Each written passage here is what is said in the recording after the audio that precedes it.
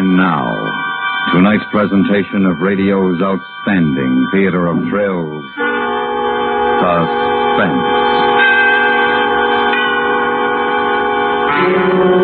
Tonight, we bring you a transcribed story of a day in the life of a woman who awaits an execution. We call it The Murderess. So now, starring Kathy Lewis, here is tonight's suspense play, The Murderess.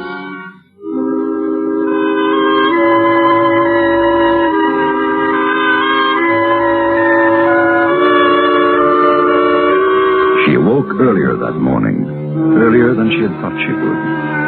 Purposely, she had gone to bed later the night before, read later.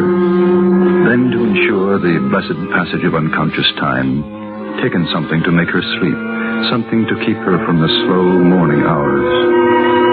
The bedside clock showed 8 a.m., but she knew it sometimes ran slow, and so she picked up the phone.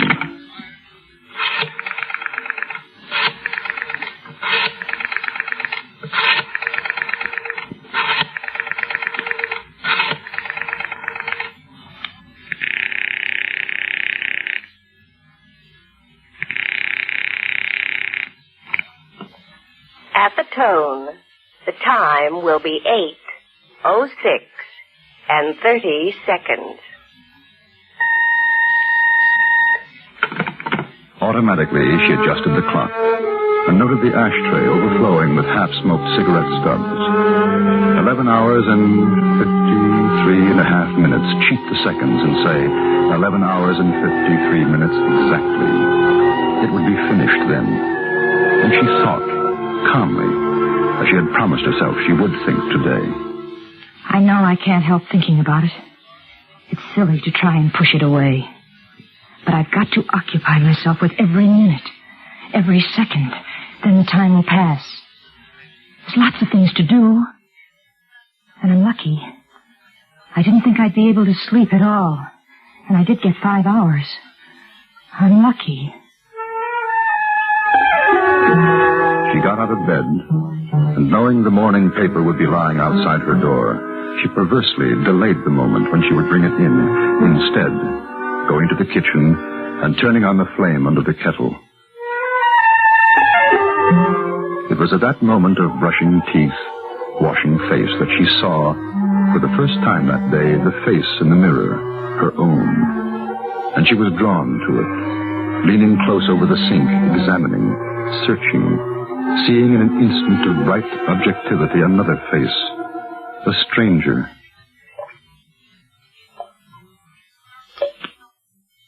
Murderer. Murderess. You,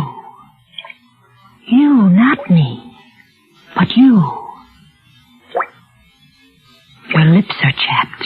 It's always this time of year they get that way. You're a murderess. You killed someone. You killed him. I saw you.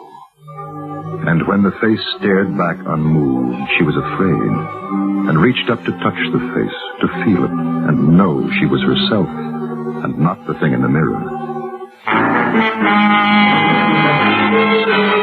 It was 8:30 when she sat at the kitchen table to drink her tea and open the morning's newspaper. Bailey execution tonight!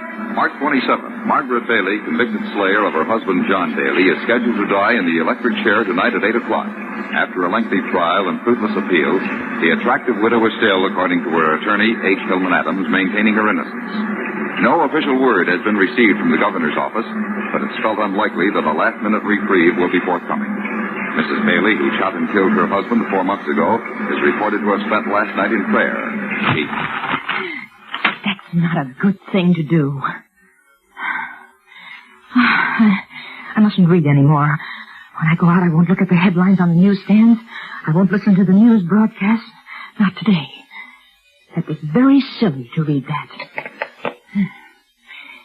Oh, I wonder if I'd be praying. I wonder what she feels. Oh.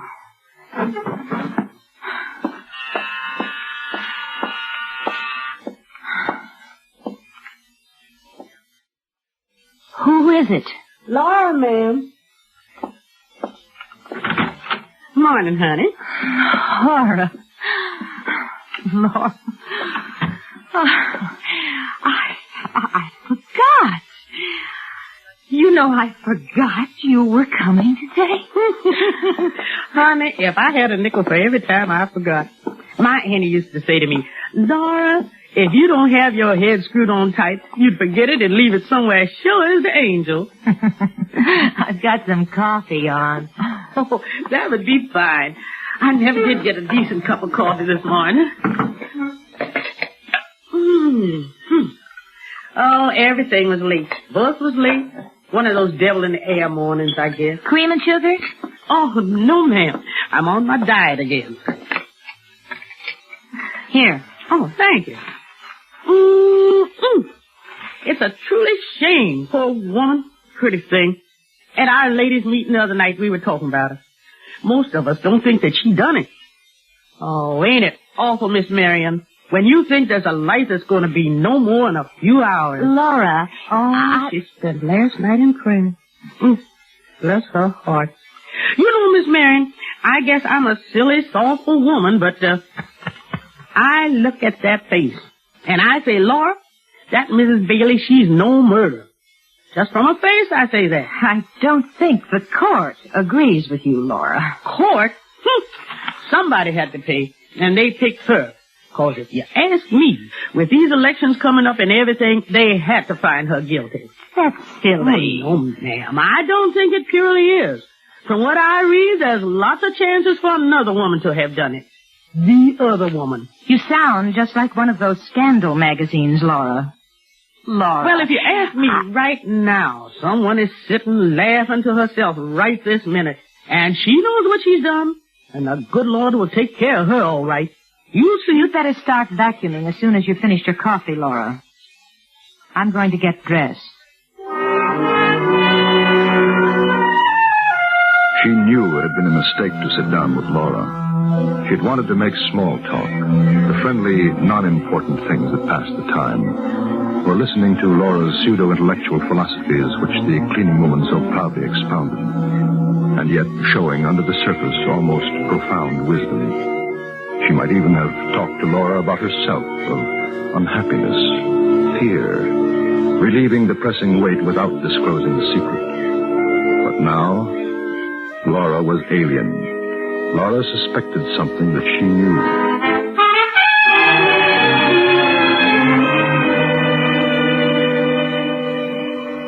It was 10 o'clock, and there were 10 more hours until 8.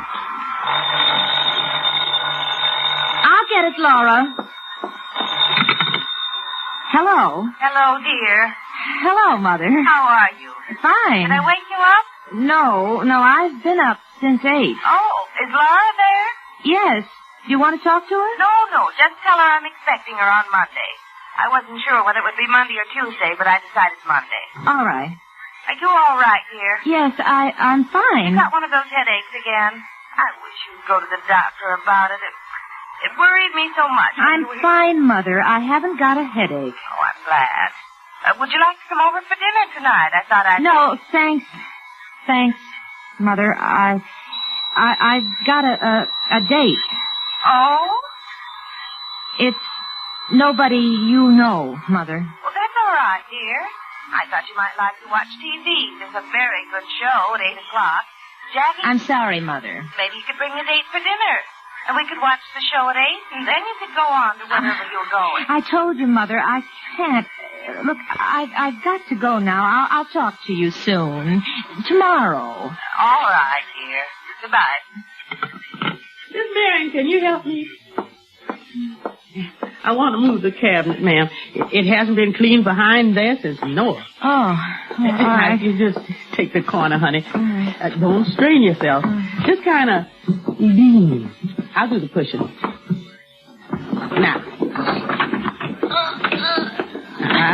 Just a whisker more. There. My, honey. If you've been missing any bills and things, that's where they are. Ooh-wee. I declare. I'll take them, Laura. Well, here you are. Oh, Oh, what a nice-looking gentleman. Give it to me. It's a picture of him. I thought I'd lost it. I thought it was lost. She saw it. His picture was in the papers. She'll remember. She'll think about it, and she'll remember. It's a picture of a cousin of mine. I never liked him. He was a black sheep, if you know what I mean. It caused a lot of trouble, Laura. I'd almost forgotten all about him. I'm sorry I was rude. It just brought back very unpleasant memories. Oh, why, sure. That's all right. I understand. I had an uncle like that once. Oh, he was a devil. Funny thing, though. That cousin of yours sure reminds me of somebody. Somebody I've seen or know. Now, who could that be?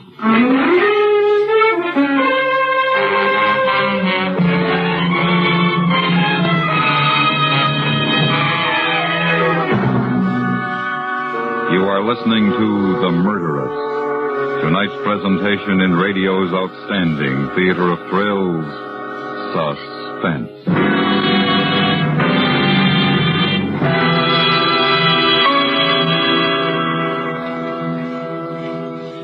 Hello, this is Marvin Miller. We'll return to our program in a moment, but first, here's something to think about. The United States of America is young among the nations of the world, but it has proven the value of its way of life. Perhaps the most important words in our national heritage are the first three words of the Constitution. We, the people. The people are in power, not an individual or a party or a group of individuals, but the people as a whole. The communists have corrupted this word people, just as they have made the words peace and freedom and liberty seem meaningless. Ask the citizen in one of the communist people's republics just how much he has to say about how his government is run. With us, the word means exactly what it says. It means everybody, no exceptions. And as citizens, we recognize our two responsibilities. First, to know what our rights are. And second, to defend those rights. And now we bring back to our Hollywood soundstage Miss Kathy Lewis, starring in tonight's production, The Murderess, a tale well calculated to keep you in suspense.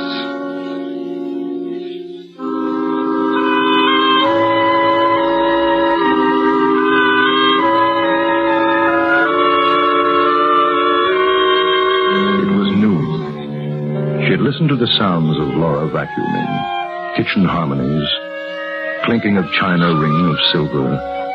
She had bathed and dressed automatically, slowly, always listening, waiting for a pause in Laura's cleaning ritual, a pause that might indicate that she had remembered whose face it was in the photograph. If she does remember, and she comes to me, what will I say? Do. And fastening the pearl necklace, hands momentarily frozen behind her neck. The sounds in the kitchen had stopped.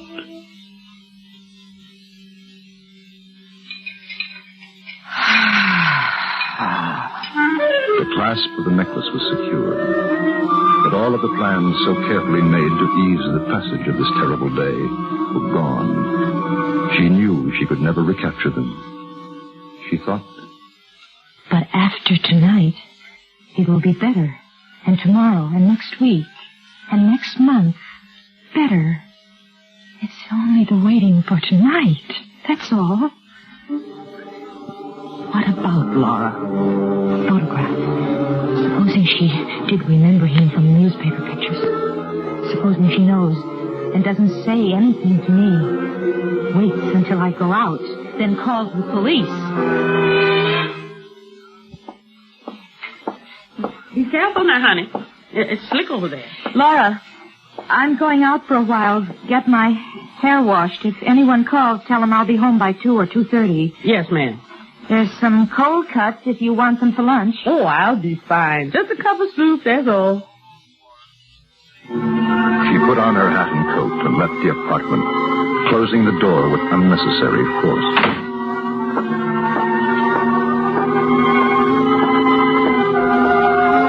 At the elevator door, she stopped and waited for a few moments. It's silly. She doesn't know anything, suspect anything. Besides, she didn't have a chance to look at the picture for more than a second or two. Who'd believe her? Lots of people resemble other people. Unless the police do suspect somebody else and they know it wasn't his wife. But if the newspaper stories were just a trick trying to make me think that she was going to die tonight, knowing she's innocent... Yes, I know. Yes.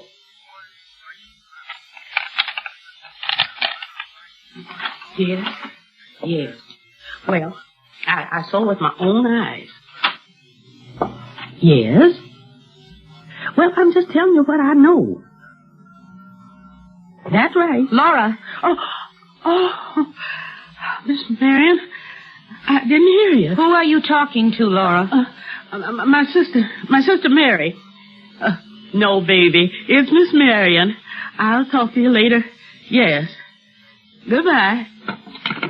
Oh, you sure did scare the lights out of me, honey. I'm sorry. I forgot something. And with the lie fresh on her lips, she went into the bedroom, sat on the bed, suddenly, feeling pale and cold. It was 12:15 on the bedroom clock.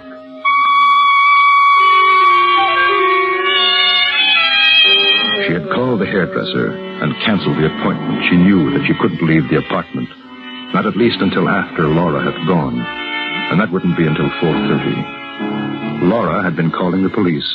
She was convinced of that. But I don't think they believed her. Still, they might begin to wonder. They might investigate. She was lying on the bed, arms folded behind her head, aware that her shoes were still on, sharp heels endangering the lacy counterpane, but not caring. Hearing the sounds of Laura's humming and an occasional groan as she stooped to her work. Even if they did come, they'd never find the picture. They couldn't prove anything. I'd deny it. But what would I have to deny? I mustn't do that. Then they would suspect. Oh, I wish I could sleep. This isn't the way it was supposed to be today. Oh, I think I'll make some coffee. Hello? Alice? No. What number do you want? Batting 35769. You have the right number, but there's no one living here by that name. I'm sorry. You all right, honey? Yes. Well, you want me to make you a bite of something to eat? I'm just going to make some coffee. Well, maybe you'd feel more chipper if you...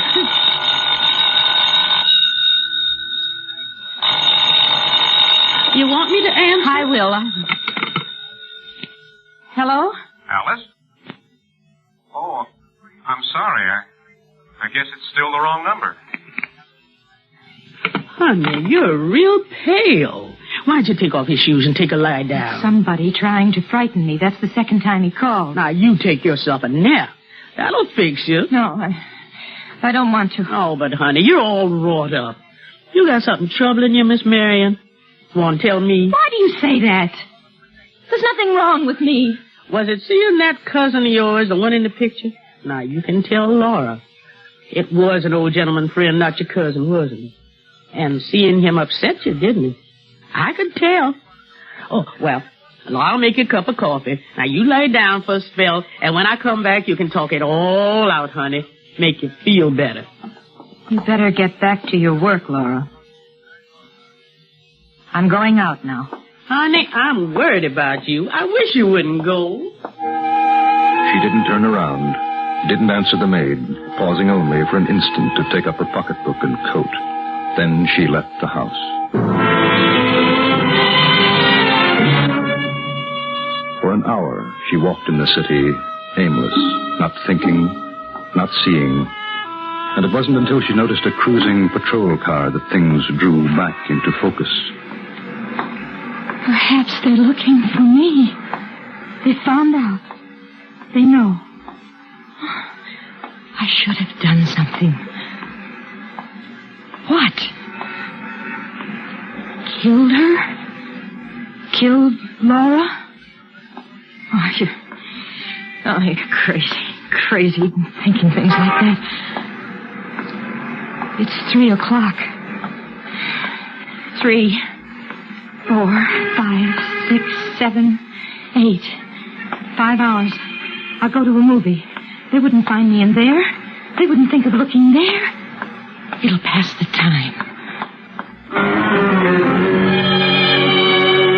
She went into the first movie theater she saw, not looking at the marquee. Paid her admission, almost ran inside, then sank into the worn, shiny seat and leaned back in semi-darkness and watched the flickering light on the screen before her without seeing or caring about its content.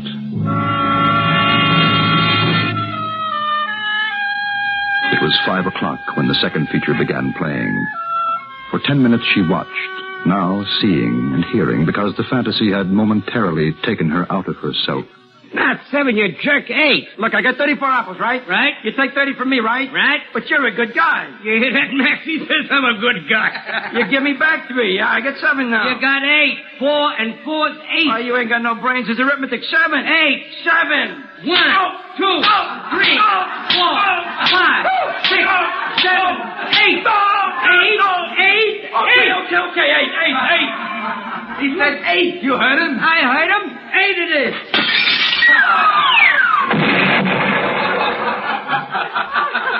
Is he dead?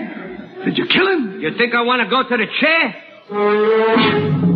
She went out and didn't notice the side glances as she half ran down the street, her sobs catching in her throat, tears streaking her cheeks.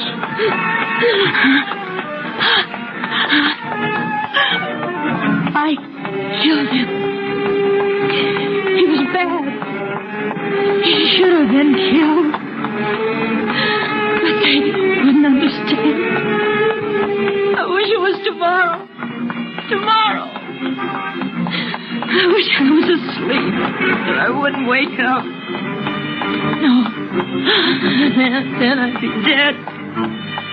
She'll be dead at 8 o'clock. She'll be... Oh, excuse me.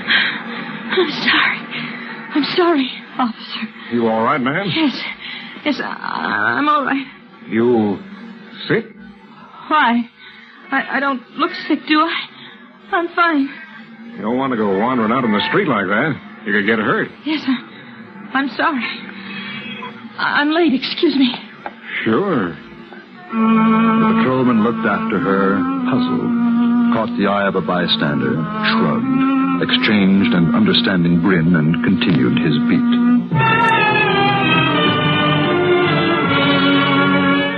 It was 6 o'clock when she turned into a quiet cocktail lounge on a side street, needing the drink now to forget, to blot out the last 2 hours of waiting. She couldn't go home. She knew they'd be waiting for her there. Not be seen again on the street until it was dark, until after 8 o'clock.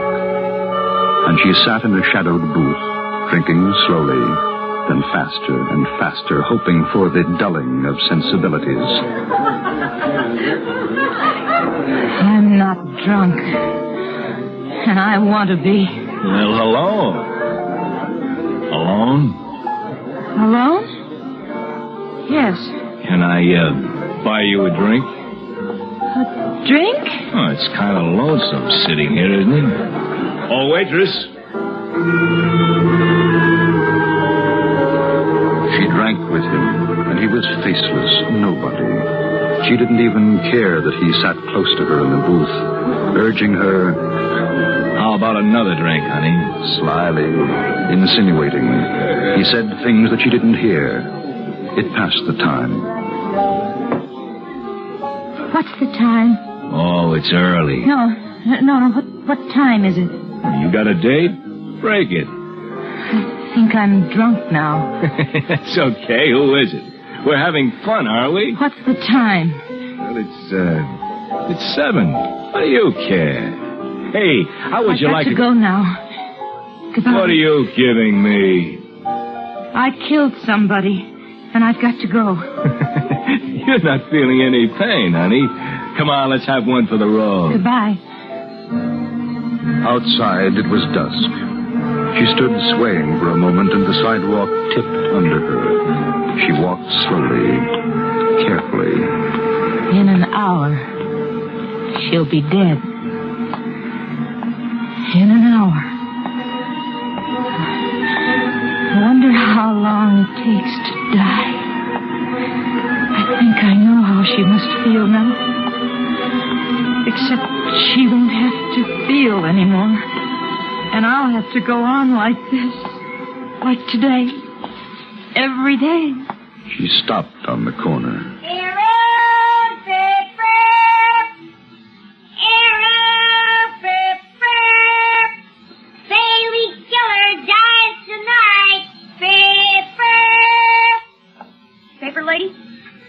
No, I don't think so. Is there a police station anywhere near here? 5 blocks down and on your right. Thank you. It was 7:15 when she went into the police station and said to the sergeant, I want to give myself up. I killed John Bailey.